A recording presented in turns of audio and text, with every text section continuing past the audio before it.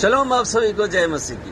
Palm Sunday से लेकर पुनरुत्थान दिवस तक प्रभु से जुड़े रहे, चर्च से जुड़े रहे, सब कुछ अच्छा रहा। जिंदगी की राह पे थे अंधेरे बहुत, जिंदगी की राह में थे अंधेरे बहुत। उम्मीद की शमाएं भी बुझ चुकी थी, उम्मीद की शमाएं भी बुझ चुकी थी। पर एक सुबह आई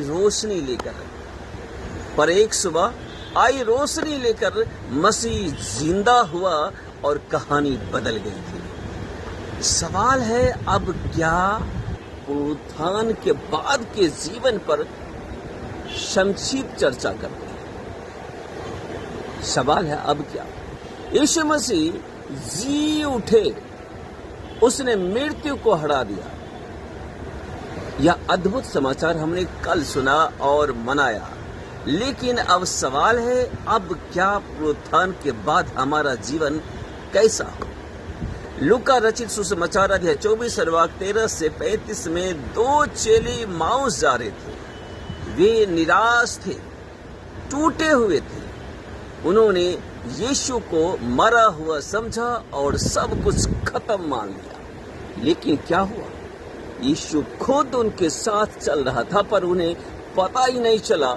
कभी हम भी तो ऐसे ही होते हैं, हम प्रार्थना करते हैं, चढ़ जाते हैं, लेकिन फिर भी निराश रहते हैं। पर सच्चाई ये है कि पुनरुत्थान का यीशु हमारे साथ है, भले हमें दिखे नहीं। जब यीशु ने उन्हें बाइबल समझाई और रोटी तोड़ी, तभी उनकी आंखें खुली।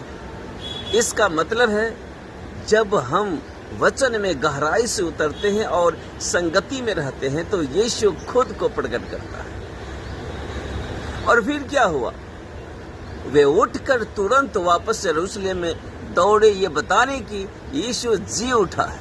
पुनरुत्थान हमें बैठने के लिए नहीं, बल्कि उठकर चलने के लिए बुलाता है। यह सिर्फ एक त्योहार नहीं, यह एक बुलावा है, एक नए जीवन में जीने का।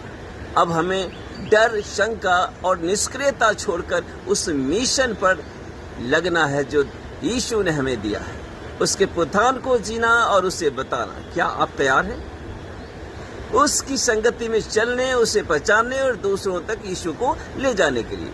तो अब शुरू हो जाइए। परमेश्वर आप सभी को आशीष दे। परमेश्वर आपके साथ है। उन्होंने वादा किया है, जो विपत्ति में भी अपने दूतों को आपके लिए भेजेंगे और संकट वो खुद आपके साथ रहेंगे। यीशु अपने साथ है, डरने की क्या बात है।